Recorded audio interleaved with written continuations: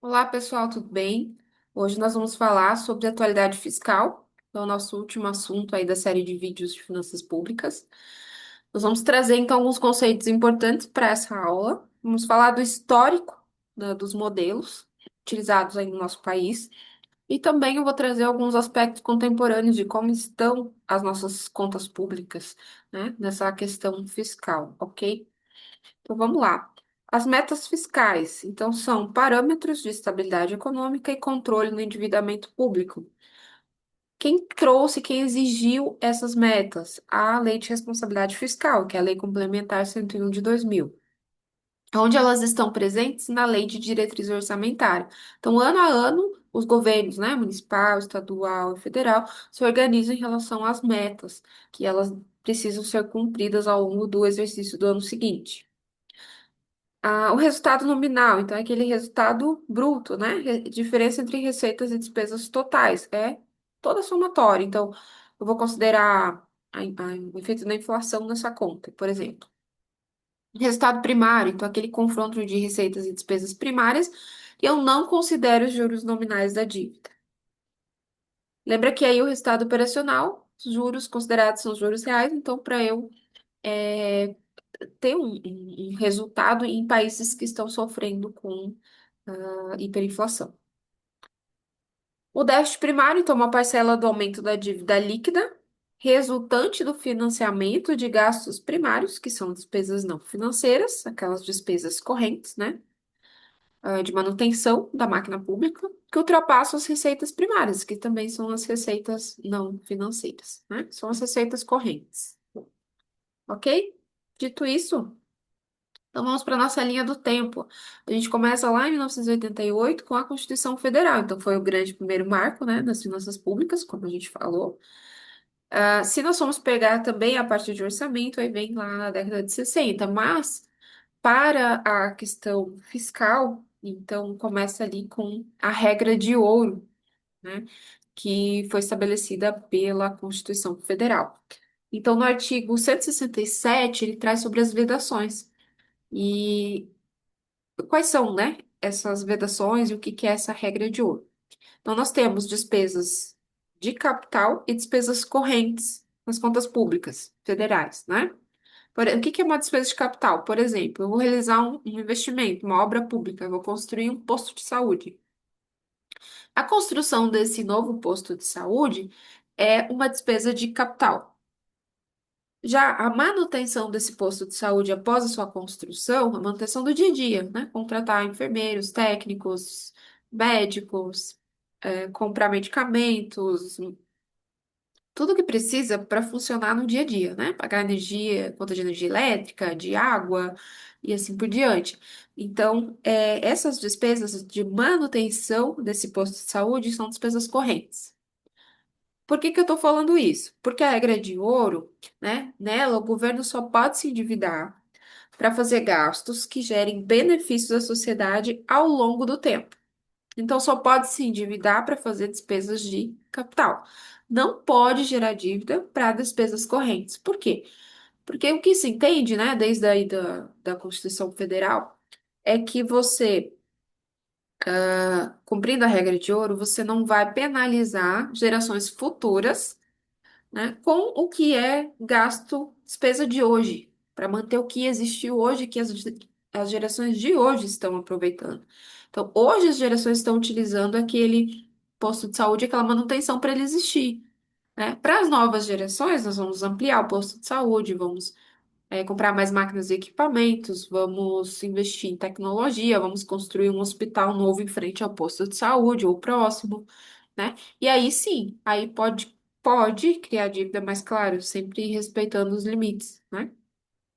Então, primeiro, o governo precisa quitar as despesas correntes que obteve com a receita, para depois, aí sim, ter despesas de capital. Ficam proibidas operações de crédito ou empréstimos que vão além desses investimentos. Então, não pode, né, realizar novos empréstimos ou operações de crédito se não quitar as despesas primeiro, né? Se a regra não for cumprida, a regra é de ouro, então aí é um crime de responsabilidade fiscal. E quando que essa responsabilidade fiscal veio mais à tona, né, para os organismos públicos? Com a Lei de Responsabilidade Fiscal. Então, em 2000, com a Lei Complementar 101, né, que é a LRF, ela veio para ditar as normas a respeito dessa responsabilização da administração pública a respeito da questão fiscal. Então, quem que olha, quem que verifica se essa regra é cumprida? Os tribunais de contas, o legislativo e a sociedade que também tem o dever, né, de fiscalizar as ações públicas. Então, o governo só vai poder fazer dívida na regra de ouro para pagar despesas de capital. E aí ele só pode fazer isso depois de quitar despesas correntes, perfeito? Ok. Então, falando agora da lei de responsabilidade fiscal, é, outra observação, a regra de ouro ela fica em risco quando o governo ele gasta muito mais do que ele arrecada, né? Quando ele tem aquele déficit que a gente estudou nas aulas anteriores. Então, sempre que esses gastos se destinarem para pagar despesas correntes, né? Então, o governo precisa gerar receita para cobrir esse montante de gastos, né? Aí, a lei de responsabilidade fiscal veio para trazer essa responsabilização.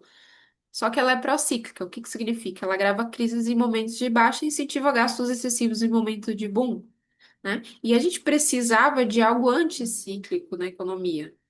Por quê? Para não deixar as metas mais frouxas e realizar aquelas alterações ao longo do ano. Porque você faz o orçamento, né, para cumprir ele no próximo exercício, você faz no exercício atual para cumprir no próximo, para executar no próximo. E aí você começa a afrouxar mais as metas fiscais, alterar, né, realizar emendas, alterar ali a execução daquele orçamento que foi previsto no ano anterior, né? Ah, não consegui receber a receita que estava estimada, então é, vou afrouxar a meta, enfim, né? Então, é por isso que uma medida procíclica, ela não, ela precisa, ela vai acompanhando, né, esses momentos de baixa e agravando as crises. Então, isso não é bom para a questão fiscal do país. A gente precisa de momentos de mais contenção quando você está em momentos de baixa, né, de austeridade, de menor gasto público, de menor comprometimento de despesa de capital, né? De receita com despesa de capital, com endividamento. Então, a grande discussão, o grande debate sempre foi nesse sentido, de ter limites para o endividamento, de fazer com que municípios, estados, governo federal tenham uma regra que não seja facilmente contornada como uma regra de ouro. Aí, em 2016, veio o teto de gastos. Eu coloquei X, mas é EC, tá? Perdão aqui. Acho que foi na hora de digitar. Então, foi uma emenda complementar, né? 95 de 2016, só que começou a valer em 2017. Esse teto de gasto então, reduz os gastos per capita em proporção do PIB, piorando a cobertura de gastos sociais essenciais e reduzindo espaço para investimento público. Não é cumprido desde 2019 e estimula desonerações tributárias. Então, o que que é o teto de gastos, né? Essa emenda constitucional, de 95 de 2016, ela trata de um novo regime fiscal. E aí ela limitava por um período de 20 anos os gastos públicos. Então, um mecanismo bastante rígido, reduzindo esses gastos aí em relação ao PIB, só que comprometendo, né, aqueles gastos sociais, aquela assistência que o governo dá tanto à população, né, às pessoas, quanto às empresas. Aqueles subsídios, incentivos. Então, você diminui o investimento público, vai sucateando mais, né, a máquina pública. O teto para 2017, como que ele foi definido ali no primeiro período? Então, eles pegaram a despesa primária de 2016. O que que é a despesa primária? Aquelas despesas que se usam no dia a dia para manutenção da máquina pública, né? Então, você pega essas despesas, que é o mínimo necessário, né, de manutenção aí nos governos, no governo federal, né? E soma-se aos restos. os restos a pagar, porque o que que é o resto a pagar? Ele fica ali, como um valor que ele não é necessariamente uma dívida, né? Mas, por exemplo, eu tive um gasto, uma despesa que foi realizada em dezembro, mas ela não foi paga em dezembro, ela vai ser paga em janeiro ou fevereiro, ou vai ser parcelada. Então, essas despesas que não são correntes, né? Elas podem ficar no resto a pagar, ou seja, o orçamento já está comprometido, aquele valor de gasto, para o período subsequente, tá? Então, soma-se aí aquela despesa primária mais os restos a pagar. Corrige com a inflação, então, na época, 7,2%. Deixa eu só confirmar esse valor. Isso, 7,2, que era a inflação prevista para 2017, né? Aí, a partir de 2018, do segundo ano do teto de gastos, então os gastos da União só iam podendo aumentar, né? Ser elevados de acordo com o IPCA acumulado, tá? Porque a gente estava com uma inflação mais alta no período, né?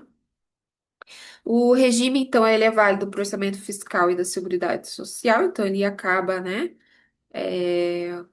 comprometendo também essa questão da seguridade e se aplica a todos os órgãos dos poderes, poder federal, né? Então, a partir de cada primeiro ano de mandato presidencial, o presidente ou a presidente pode escolher, né, quais serão as regras. Ah, Aí ele tem que enviar um projeto de lei para o Congresso Nacional votar. Então, vocês veem como o Legislativo tem uma participação importante também na questão de endividamento público, né? De política fiscal, tá? Tem exceções do teto de gastos? Tem. Transferências da União para estados e municípios para cobrir, né, as despesas. Porque tem municípios, por exemplo, que ou eles estão muito endividados, ou então eles sofreram, né, com algo de força externa, por exemplo, a pandemia da Covid, os alagamentos ali nos municípios do Rio Grande do Sul, né, exceções, situações de calamidade pública em que eles precisaram de recursos extras. Também você tem municípios que não têm uma alta arrecadação própria, eles dependem muito, lembra do grau de dependência, né, ou de dependência financeira ou de autonomia, ao contrário, né? Então, tem municípios, por exemplo, que eles dependem muito mais das transferências do governo, estadual, federal, do que da arrecadação própria. Então, essa é a grande exceção aí no teto de gastos, né? Também as verbas para o Fundeb ficam de fora e a realização de eleição.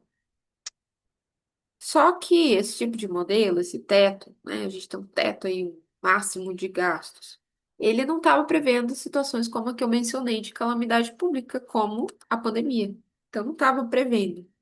Então, ali em 2019, 2020, né, que começou a pandemia, esse modelo, ele acabou sendo flexibilizado. Então, por isso que eu coloquei ali que desde 2019 ele não é exatamente cumprido. Então, se vocês olharem ali as contas públicas, vocês vão ver que o Tribunal de Contas, como que eu vou dizer, ele apurou aquelas contas, mas com ressalvas. Então, eu deixei alguns modelos para vocês olharem, alguns resultados de contas. Contas, tá lá no TCU, né? Contas do presidente 2020, 21, 22, 23 e 24. E aí vocês podem olhar as ressalvas do TCU. Por esse motivo, então. Em 2023, o TCU, até eu coloquei aqui, né, que aprovou com ressalvas as contas do presidente de 2023, mas não só, né? Eu estava olhando 2020 também, 2021, se eu não me engano. O governo teve uma queda drástica aí da arrecadação por conta da pandemia, então pessoas perderam seus empregos, renda, né? Nós tivemos muitas situações, né? Em que empresas que infelizmente foram à falência, então você diminui, as pessoas não estavam mais indo nas ruas, movimentando a economia, então a gente dependia mais de delivery, né? Compras pela internet, mas alguns setores ficaram sem receita nenhuma, né? E aí também houve desoneração em 17 setores. E aí, em 2023, então, veio um novo modelo, que a gente chama ele de regime fiscal sustentável, né? Ou novo arcabouço fiscal. São regras de sustentabilidade da política fiscal a longo prazo. Então, tentar pegar não só para um mandato, por exemplo, o teto de gastos, cada mandato ia se decidindo, né? Mas o regime fiscal sustentável, ele vê que isso não tem que ser algo para um mandato presidencial, mas sim ao longo do tempo. As contas públicas têm que se sustentar ao longo do tempo, né? Então, o que que é o arcabouço fiscal? São regras e diretrizes da política fiscal, financiamento de políticas públicas, aumento de transparência, ancorando, né, as expectativas dos agentes, melhor qualidade de despesas governamentais, mais previsibilidade e sustentabilidade para variações fiscais. Traz uma responsabilidade social e fiscal para os governos, com acompanhamento aí dos auditores externos, da sociedade, né? Usa parte da arrecadação para recuperar superávit primário, a expansão da despesa é menor do que o potencial de crescimento do PIB, e cada governo estabelece também as suas regras, as suas metas no primeiro ano de mandato. Então, em 2023, foi feita uma emenda constitucional de transição do modelo antigo para o modelo novo. Esse novo arcabouço fiscal, ele combina, então, essas regras, né, de resultado primário com controle de gastos. Tá? Lembrando o que que é o resultado primário, então, como eu mencionei aqui antes, né? Por isso que era importante aqueles conceitos. Opa, resultado primário, receitas e despesas primárias menos os juros da dívida, juros nominais, ok? É, então, ele traz o resultado primário das contas, né? Receitas menos despesas, exceto juros da dívida, confrontando isso com um controle mais rígido de gasto, mais austero, né? As despesas do governo, então, elas têm uma banda de crescimento entre 0,6% e 2,5%. Deixa eu ver se eu coloquei isso aqui.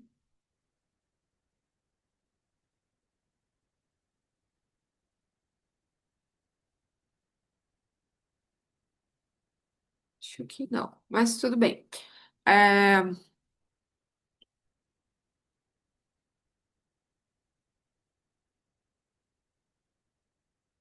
2023, eu não coloquei, né? Mas tudo bem. Qual que é a banda, né? Então, a regime fiscal sustentável, ele estabelece bandas, né? De 0,6% a 2,5%. Então, as variações fiscais, aí, aumento de gastos, né? Essas variações podem acontecer entre esses valores. Não pode passar de 2,5. Podem crescer até 70% da variação da receita do ano anterior. Por exemplo, então, se a receita variou, aumentou 25%, em 2025 em relação ao o que foi em 2024.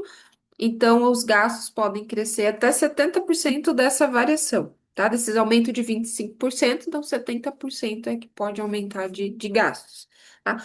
Normalmente aí se vai ficar entre esse mínimo e esse máximo, né? O limite considera então a receita líquida, né? Que você desconta das receitas da União os repassos obrigatórios, porque eles são é, constitucionais, então aqueles repasses, né? Aquelas transferências, como eu mencionei anteriormente, elas entram como exceção no teto de gastos e aqui no novo regime, novo arcabouço fiscal, regime fiscal sustentável, elas não entram na conta ali da variação, né? Então é a receita líquida. No novo modelo, os gastos estão atrelados à receita, então ele tem um caráter procíclico, porém as despesas elas vão crescer mais se as receitas também aumentarem. Então aí vai um esforço do governo de aumentar as suas receitas, né? Quando há maior arrecadação, então crescem mais as despesas e vice-versa. Quando diminui a arrecadação, as despesas devem ser diminuídas. Então, é uma ideia interessante? Sim. É viável? Estamos. vendo na prática ainda, né? Qual que é a diferença entre o teto de gastos e o novo arcabouço fiscal? A diferença, então, entre o teto de gastos e o novo arcabouço fiscal é que ele é contracíclico, ou seja, ele limita os gastos quando a arrecadação aumenta, né? O novo regime.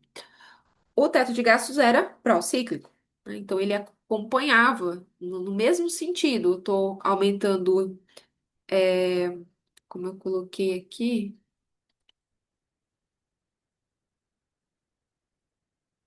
aqui, ó. Eu estou incentivando gastos excessivos em momento de boom da economia, e agravando crises em momento de baixa. Isso é ser pró-cíclico. No caso do arcabouço, ele é anticíclico. Por quê? Porque ele vai respeitar a, o crescimento da despesa em relação ao crescimento da receita, tá? Então, em momentos que você tem uma baixa aí não tem aquele boom na economia, então você deve se reduzir também, limitando os gastos quando você aumentar a arrecadação. Não é que você vai reduzir também os gastos, mas você vai criar um limite para ele, né? Não é que minha receita cresceu 100, eu vou gastar 100. Eu vou gastar menos, eu vou gastar 70% disso. Então, a receita cresceu 100, eu vou gastar 70. Essa margenzinha que fica ali é uma reserva, é uma folga, né? Um fôlego que se ganha para não se comprometer todo o orçamento público, para não se criar uma situação de endividamento, né? No governo federal. É uma forma de frear, então, alguns conter gastos, né? E aí, como esse modelo não tem uma válvula de escape, no caso de economia e recessão, gastos diminuem, tá? Porque aí diminui receita, igual no período da pandemia, diminui receita naturalmente, diminui a receita da União, de municípios, estados e da União. Então aí você entende que a economia está em recessão e você vai limitar, né? Esses gastos, eles vão ser reduzidos e limitados. Na realidade, o que que acontece? Se a gente for ver, né, os instrumentos de política fiscal, quando está um momento de recessão, eu preciso fazer o contrário, né? Eu preciso incentivar gasto público e diminuir a alíquota para incentivar consumo privado. Aí, quando eu incentivo esse consumo privado, eu aumento a arrecadação. Então, assim, eu vou fazendo, né, usando o instrumento de política fiscal, mas tendo um regime sustentável. No arcabouço fiscal, os gastos vão sempre crescer acima da inflação, então você precisa acompanhar, né? Porque em momentos de recessão, eles vão crescer menos, só que mesmo assim eles ainda vão estar acima da inflação. Você tem que considerar os gastos reais, né? E receitas reais, tem que considerar a inflação na conta. O novo arcabouço, então, ele prevê metas de resultado primário. Elas vão ser fixadas a cada 4 anos, né? Elas estão aqui no primeiro ano de mandato, então a cada 4 anos são fixadas essas metas, tá? E qual que é a legislação? É a Lei Complementar 200 de 2023, tá? Bom, ah, eu falei já da regra de ouro, da Lei de Responsabilidade Fiscal e do novo modelo, tá? Considerações finais, então. Aqui eu coloquei, ó, o limite da despesa 0,6 a 2,5, tá certo, tá? É, ok. Então, quanto maior for a taxa de juros, maior a taxa de crescimento da dívida pública. Quanto maior for o superávit, menor será a tendência da dívida no longo prazo em relação ao PIB. Quanto maior o déficit, maior será a dívida pública em relação ao PIB. Por quê? Se eu tenho déficit, eu vou mantendo ele ali em relação, né? Gerando uma dívida. E aí passou dos 12 meses, já é considerado dívida. E essa relação, né? Se eu tenho superávit, significa que o meu PIB também cresceu. Então, é só pensar na matemática ali da conta, né? Quando o denominador aumenta, o que que acontece com o resultado final, né? Então, quanto maior a taxa de crescimento da economia, tudo mais constante, né? Sem mais nada variar, os ceteris paribus da economia, menor será a dívida em relação ao PIB. O não cumprimento da regra implica uma redução no ano subsequente e os gastos devem crescer de acordo com o volume arrecadado. Bom, agora eu vou mostrar para vocês na segunda parte do vídeo um material que eu fiz, uns números, né? Atualidade, então com alguns números da atualidade, né? Das nossas contas públicas. Então, como andam as contas públicas da União? Peguei recortes, tá, do TCU, dos sites, né, do TCU, sobre as contas do presidente que eu mencionei para vocês no começo do vídeo. Então, em 2024, a economia brasileira tinha uma trajetória de crescimento. Se a gente voltar um pouquinho no tempo, né? Como que estava 2020 ali, quando começou a pandemia? A gente estava ainda colhendo os frutos de uma recessão ainda, né? Ainda o país estava tentando retomar o crescimento. Veio a pandemia, então aí alguns setores foram beneficiados, claro, mas a maioria, né, foi bastante prejudicado. Então o país penou bastante para conseguir chegar, né, a tentar retomar uma trajetória de crescimento. Impulsionado aí em 2024 pela demanda interna, então não por exportações, mas sim pelo nosso consumo interno, né?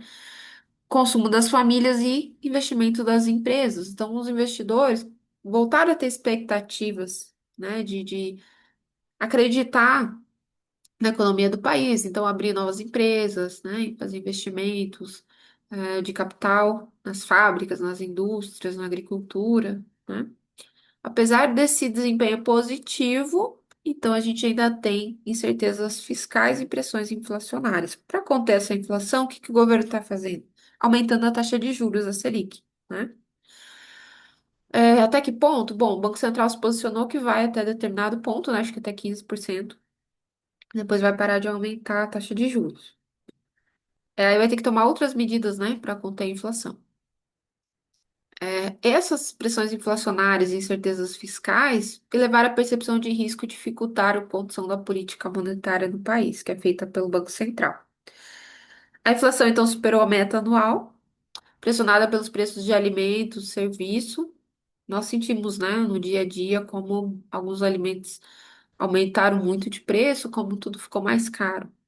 Aluguéis, né? O Banco Central do Brasil, então, adotou algumas medidas para conter esses efeitos. Como eu falei, aumento da taxa de juros, mas não só isso, tá? A política monetária, ela tem vários instrumentos, então, a emissão de títulos públicos ou resgate desses títulos, né, que são operações ali no mercado aberto, o compulsório dos bancos, eu não vou entrar muito nesses detalhes, tá? Mas ele tem outros instrumentos, né, na política monetária para tentar conter a inflação, reduzir a liquidez, né, diminuir crédito e conter a inflação. O aumento da taxa de juros faz, né, com que você reduza crédito e aumente investimento, aplicação aí, em renda fixa, enfim. Aí a implementação do novo regime fiscal, ele ainda está sendo testado na prática, porque ele foi feito em 2023.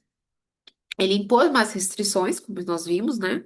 Aquelas bandas uma variação de crescimento em relação à receita líquida e as bandas, né, de o mínimo e máximo de crescimento da despesa.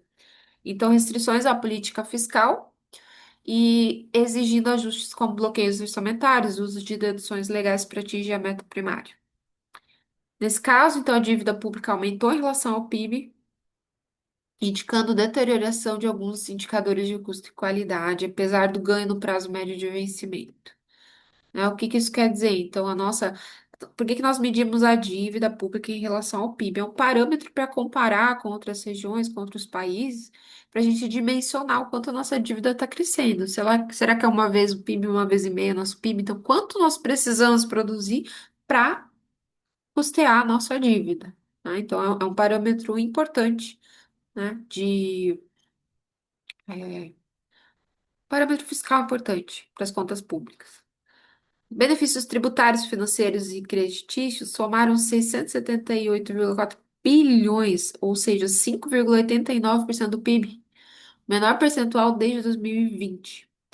E o déficit previdenciário da União permaneceu elevado, refletindo pressão estrutural dos regimes sobre as contas públicas. Isso é uma constatação do TCU, tá, pessoal?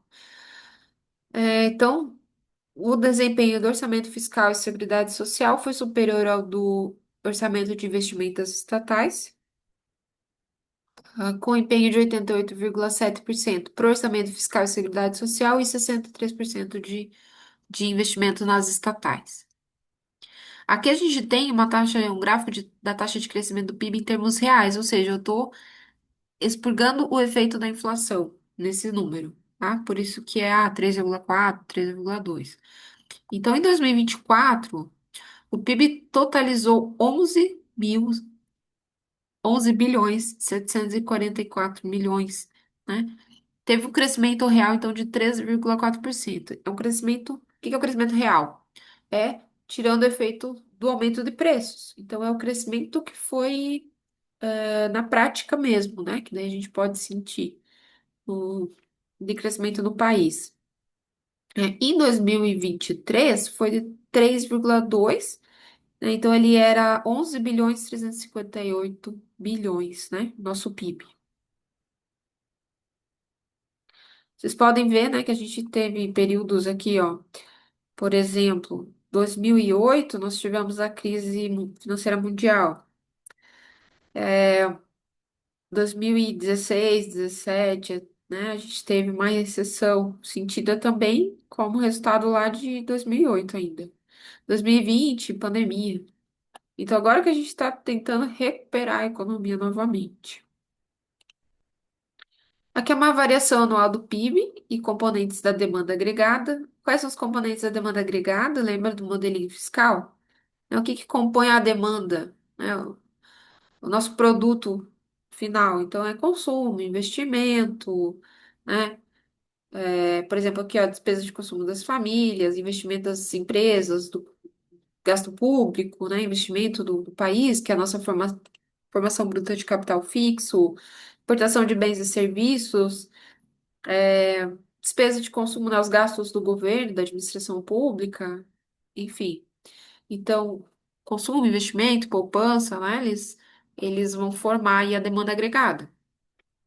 Então, a gente consegue ver aqui, ó, por exemplo, variação anual, né, do PIB a preços de mercado, porque a gente pode fazer o PIB a preços de mercado ou a custo de fatores. Custo de fatores é o custo dos fatores de produção, que eu tenho para remunerar fatores de produção, para eu ter um país produtivo. Então, são compra, né, de máquinas, equipamentos, investimento em tecnologia, pagamento de aluguéis, salários. Lembra daquele fluxo circular da renda, né? Agora, preços de mercado é o preço que a gente vai pagando, né, nas mercadorias. Então, é o PIB a preço de mercado, é o roxinho. Ah, aqui, ó, no período da pandemia, menos 3,3. E aqui, 2023, 24, ele tá a 3,4, né? Despesa de consumo da administração pública é o azul claro. Vamos ver se isso foi aumentando, né, ao longo do período. Então, teve um período de, olha, diminuição de despesa de consumo e depois aí ela foi aumentando. 2024 reduziu 1,9. Consumo das famílias. Isso tudo é em percentagem, né? Consumo das famílias, 2023 para 24 aumentou o consumo das famílias, né? Aumentou para 4,8. Período da pandemia reduziu drasticamente o consumo, né? Em 2021 começou a retomar. Nossa formação bruta de capital fixo 2021 provavelmente tiveram muitas obras aí, muitos investimentos, depois isso foi se reduzindo, 2023 reduziu consideravelmente e 2024 teve uma retomada desses investimentos, de obras públicas. Mas chegando, né, o período da nova eleição, então começam-se a realizar novas obras. Ok.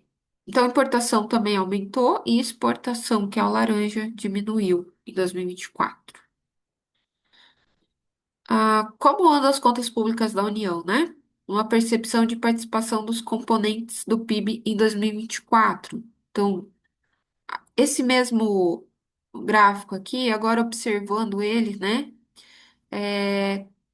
A partir de todos os componentes da demanda agregada, né? Ou seja, o consumo das famílias, da administração pública, exportações e importações, formação bruta de capital fixo, tá? Aqui é o que? O acumulado, né? O compilado do ano todo.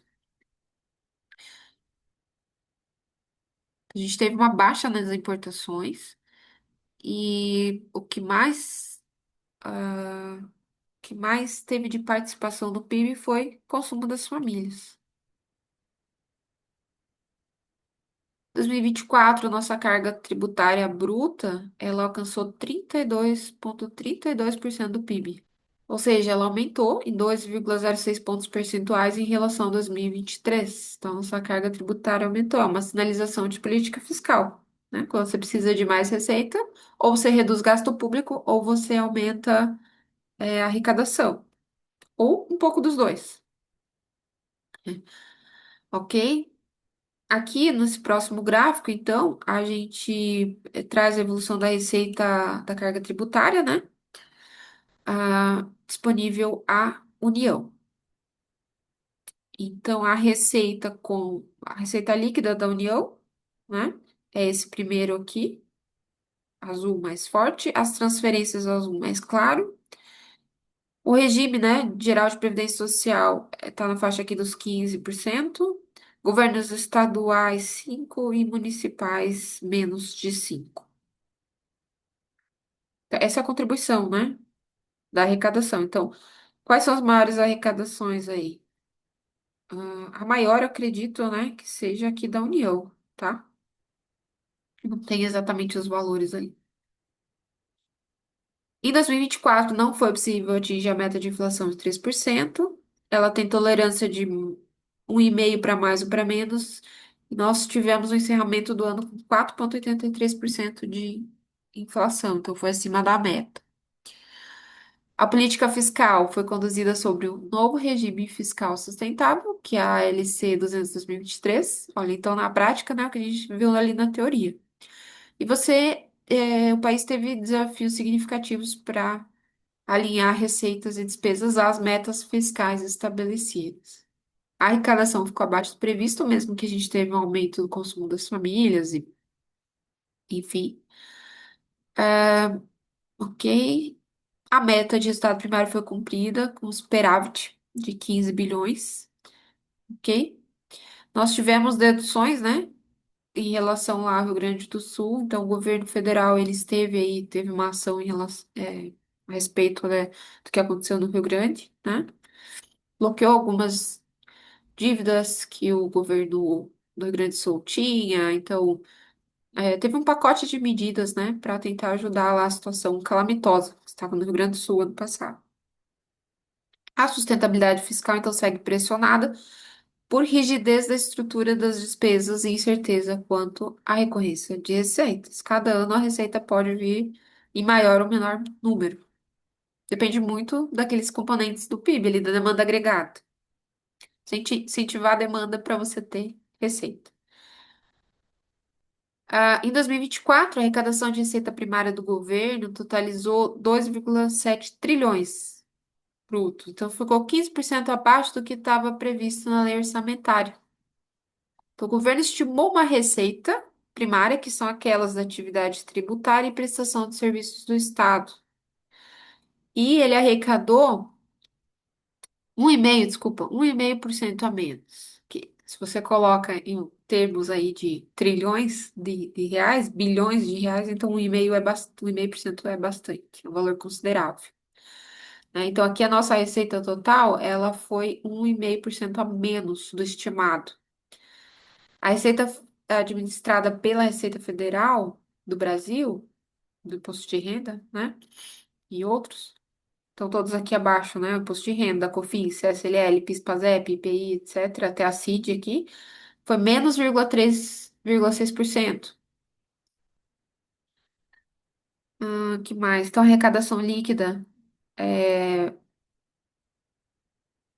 A gente teve aumento em IPI, teve aumento do imposto de importação, IOF, que tentaram compensar essa redução de 1,5%, tá? Mas sobrou 0,6% de variação só. Então, a nossa receita líquida no final aqui, depois de todas as receitas não administradas pela Receita Federal do Brasil, contribuições previdenciárias, enfim,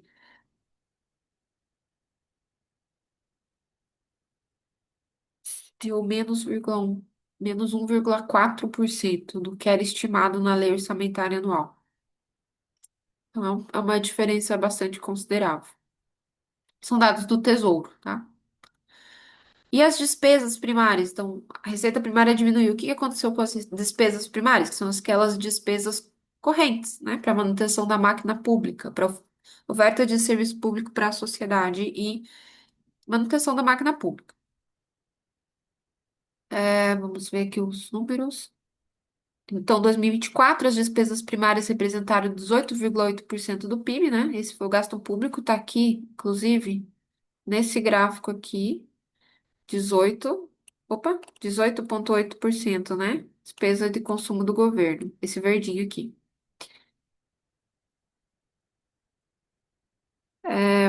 18,8% do PIB, então mantendo estabilidade em relação a anos anteriores, só que aí teve que fazer uma reconfiguração interna, né, para poder manter aí esse 18,8% do PIB. Ela superou em 16 bilhões, 0,7%, o que era fixado na LOA. Então, as nossas despesas não cumpriram o fixado na lei do orçamento, tá? O que que o TCU justifica aí, né? O governo justifica esse aumento das despesas maior do que as receitas primárias, por conta de eventos climáticos extraordinários e pressões estruturais persistentes. Despesa primária prevista pela despesa realizada em bilhões, bom, que está em porcentagem também, né? Então, a gente teve uma diferença aí da despesa que foi fixada para que foi realmente executada, realizada.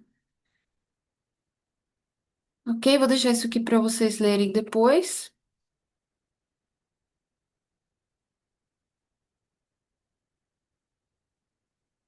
Então, programação orçamentária e financeira. Esse tópico eu peguei lá também no TCU, das contas do presidente, porque eu achei bem relevante, né? Para a gente entender nosso regime fiscal sustentável.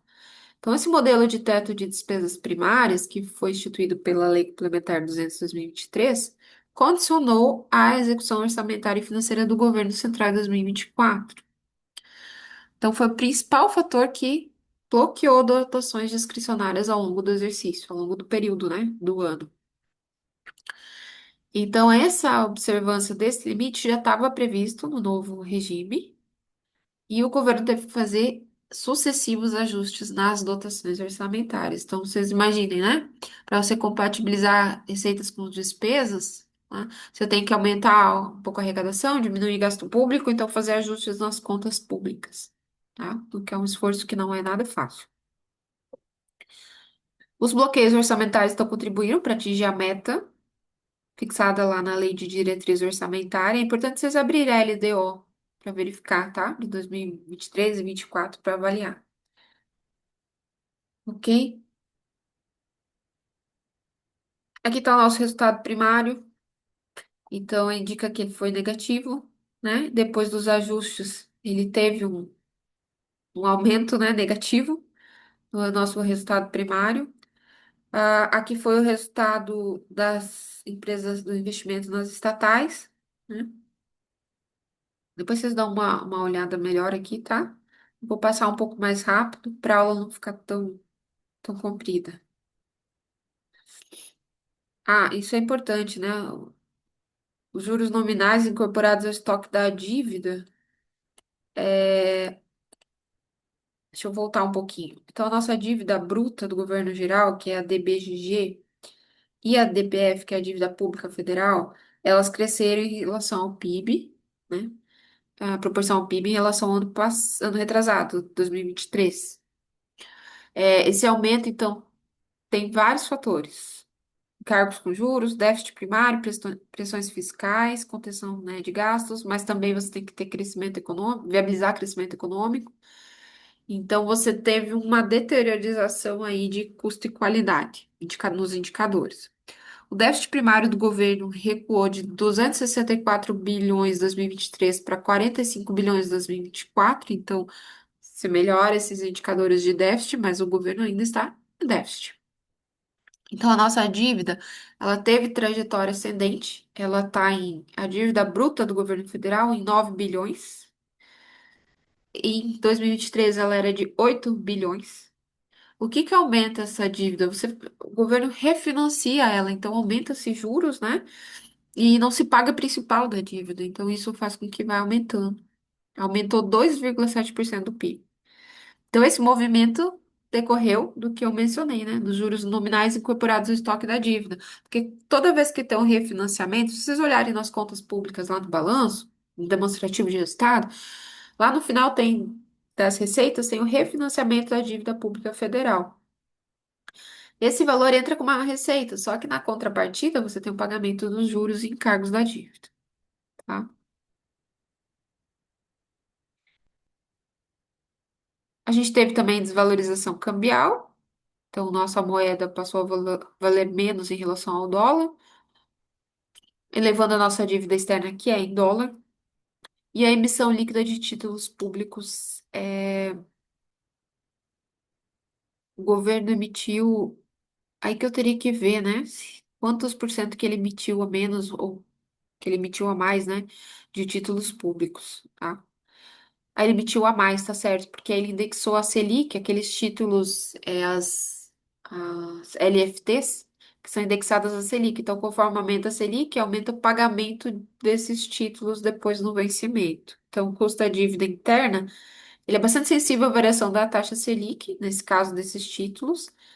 E aí o governo precisa pagar um valor maior para quem investe nesses títulos públicos. Para quem investe, ótimo, mas para o governo é um valor maior, né, para pagamento dessa dívida interna. Então, nossa dívida interna, quanto a dívida externa cresceu em 2024. Ah, tá aqui em termos, né, do gráfico, o estoque da dívida, né, o valor. Então, 2024 para 9 bilhões, né? E tá em bilhões e em porcentagem do PIB para 76,5% do PIB. Isso é um valor bastante crítico, né? Se os investidores internacionais olharem, né, esses indicadores, eles já vão começar a ver o país com certo risco de investir aqui, né? Ah, a evolução da dívida bruta do governo federal em termos do PIB. Então, a gente vê a trajetória dessa dívida, né? Desde 2010, que estava 51,8% do PIB, e hoje está em 81,9%. Ah, desculpa, hoje está em 76,5%. A projeção para até 2028 é ela aumentar para 81,9%. Então, não temos muitos bons sinais das nossas contas públicas, né? Você vê que o governo que assumiu em 2026 tem um grande desafio pela frente. Aqui são as posições que eles utilizaram, o governo utilizou para projeção da dívida, né, de crescimento do PIB apenas 2% nos próximos anos. A nossa inflação também vai aumentar. Esse é o que o relatório Focus, não sei se vocês têm costume de olhar o Focus, né? É o relatório do Banco Central, ele vai fazendo as projeções. Ele pega o histórico, o presente e vai fazendo uma projeção para o futuro com base em alguns indicadores, alguns parâmetros, né? A variação aí de resultado primário, a gente vai ter aumento, mas muito pouco significativo. 200 subnacionais, eles pegaram a média dos últimos 5 anos. E a nossa taxa de juros, a tendência é, o Banco Central disse, né? Chegando aí, batendo 15%, a gente vai, acho que foi 15%, se eu não me engano, vai começar a reduzir. Então, a taxa Selic, né, vai sofrendo redução, mas em contrapartida você tem que tentar conter a inflação por outros meios, tá?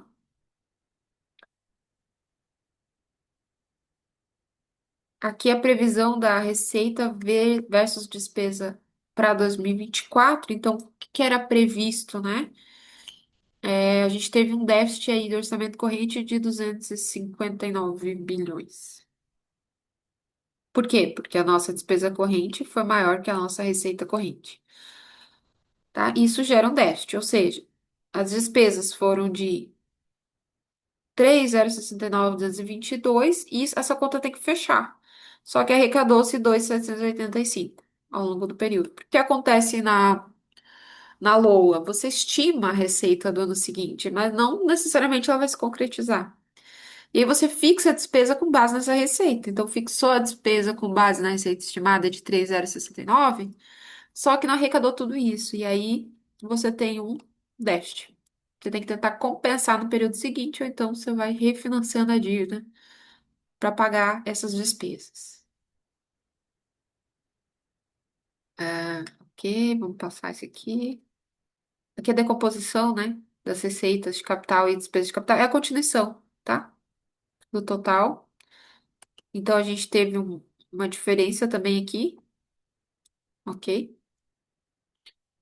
Aqui fala das nossas receitas de capital, achei importante também falar delas. Que aí, qual que é a maior receita? Nesse caso, refinanciamento da dívida. 67,04%. Aí, novas operações de crédito, outras receitas de capital, amortização de empréstimos, alienação de bens que estavam com o governo, ele faz leilão, né? Transferências de capital.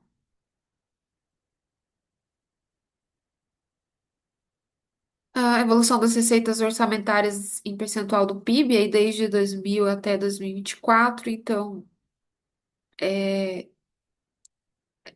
as receitas, elas estão caindo, elas estão reduzindo, né? Sobremaneira, as receitas de capital. As receitas correntes, elas aumentaram um pouco em relação a 2020, mas em relação a 2023, elas tiveram uma queda. Então, 2023 foi um ano melhor do que 2024, em termos de receita pública. E a despesa, né? A gente vê por grupo, né? Por natureza da despesa aqui.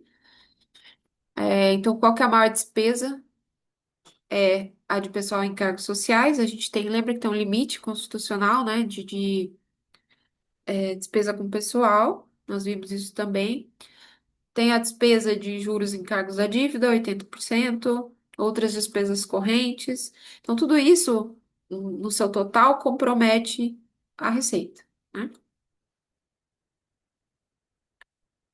Os restos a pagar são aqueles que eu falei, né, são despesas que já foram empenhadas, só que elas não foram pagas, então elas vão ser pagas no próximo exercício. Então, por isso que elas têm que ser somadas com as despesas do ano anterior, tá? Esses restos a pagar, então, em torno de 310 bilhões de reais para 2025, para esse ano. De 2024, para esse que ficou para pagar esse ano. São 7 áreas, né? Ó, Previdência, encargos especiais, saúde, educação, urbanismo, agricultura e defesa. O governo está cumprindo a aplicação mínima em serviços públicos de saúde? Será que ele está cumprindo, né? Então, no exercício de 2024, a União cumpriu a regra constitucional de aplicação mínima de 15% da RCL, da Receita Corrente Líquida, em serviços públicos de saúde, ações e serviços públicos de saúde, né? Está lá na Constituição. Lembra que eu mostrei para vocês, né? E a Lei Complementar 141 de 2012. Então, foram aplicados 215 bilhões, com excedente de 1,42 bilhão na saúde. Então, o governo federal também tem que cumprir os 15%, tá? Não é só estadual, municipal. Aí, a apuração da regra de ouro. Então, vocês veem que o TCU, ele faz essa apuração. O que eu mencionei lá para vocês, então, aí já é averiguado, ainda é averiguado pelo governo. Então, a União cumpriu a regra de ouro com uma mais suficiência de 76 bilhões em 2024. Por quê? Porque refinanciou a dívida e porque fez operações de crédito, novas operações de crédito. Ok. Então, vocês veem ali, ó, a regra prevista no artigo 167, inciso 3 da Constituição, que eu mencionei para vocês no começo da aula. O uso de operações de crédito é restringido ao montante de despesas de capital, como investimento, inversões financeiras e amortização, né? Então, ele vai buscar impedir que o endividamento público seja utilizado para custear despesas correntes. Ok. O TCU verifica isso na elaboração e aprovação da lei orçamentária, ou seja, no planejamento da despesa e depois na execução, né, orçamentária.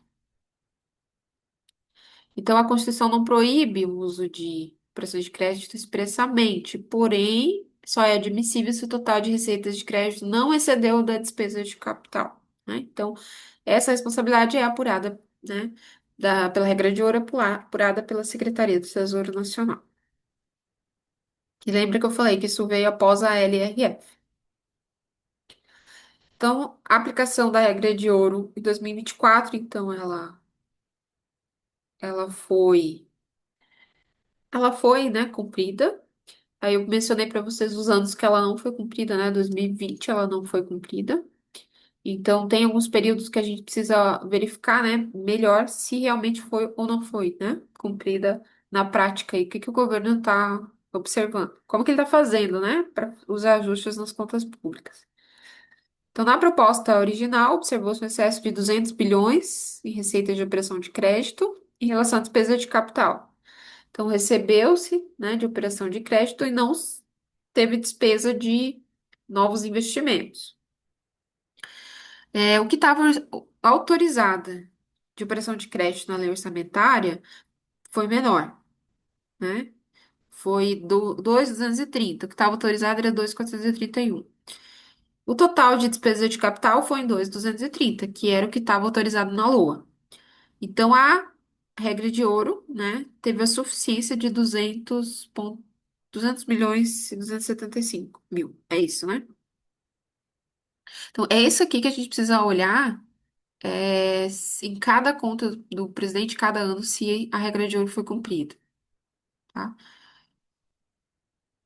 Ao fim de 2024, aí agora em milhões de reais, né? Então, a gente tem um excedente, certo? Então, receita de operação de crédito, menos variação do saldo da subconta dívida pública da União, o que foi lá para o Rio Grande do Sul, né? Receitas de operação de crédito, amortização da dívida, e aí o saldo foi de 76.389. Tá, então, observando agora o crescimento do limite das despesas primárias. Então, em 2024, a União cumpriu integralmente os limites das despesas primárias, bem como de 95% das despesas obrigatórias em relação ao total das despesas primárias. O governo cumpriu em 2024 o que foi proposto pelo novo regime fiscal sustentável, certo?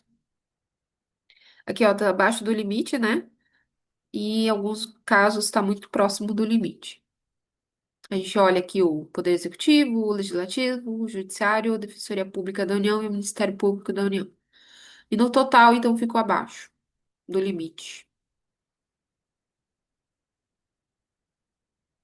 Isso é um esforço de redução, né? Muito grande. Ok? Aqui é por ente, né? Subnacional. Cumprimento das metas fiscais na lei de responsabilidade fiscal. Então, a União cumpriu as metas fiscais de 2024.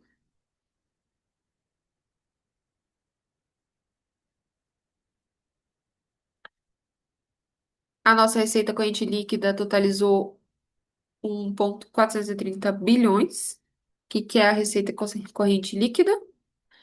É a receita corrente, né? Tributária, contribuições, patrimonial, etc.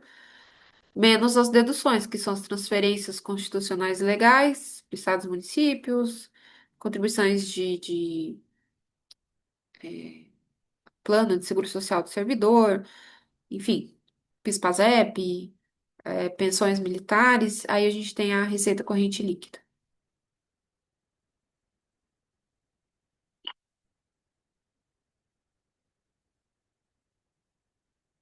Investimentos mínimos previstos, né? O que foi feito pelo projeto da LOA, ao que realmente foi previsto pela LOA, e o executado.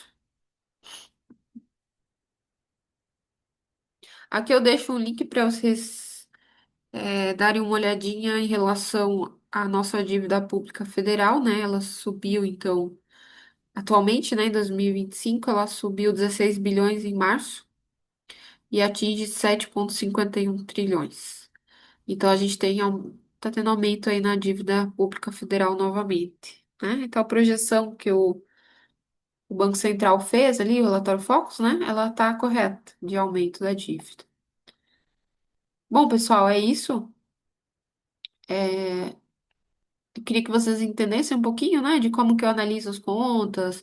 Não consegui detalhar, explicar muito assim, porque senão a aula fica muito longa, não é esse o objetivo. O objetivo é vocês compreenderem ali o que que é a regra de ouro, o que que é o teto de gastos, o novo arcabouço fiscal, né, o regime fiscal sustentável, darem uma olhada na legislação que está junto, né, de cada um dos regimes e prevendo regras, normas e vendo como que tá isso na prática. Então, olhem lá de 2020, vocês veem que não foi cumprida a regra de ouro, depois vocês vão olhando os anos subsequentes e vão avaliando, né, quanto que o governo conseguiu cumprir ou não. Tá? E quais as consequências que isso tem para a nossa vida, para o nosso dia a dia, tá? Das contas públicas para nossa, para o nosso cotidiano, tá? Nosso poder de compra, né, nossos investimentos. Então, como que isso olhar, né, essa gestão pública faz com que a gente também entenda por que, né, estamos perdendo ou ganhando poder de compra e conseguindo realizar, né, consumo, investimento, poupança, tá bom? Bom, é isso. Aqui nós encerramos então os vídeos de finanças públicas desse período. Desejo aí um bom fim de semestre para todos, tá? Bons estudos.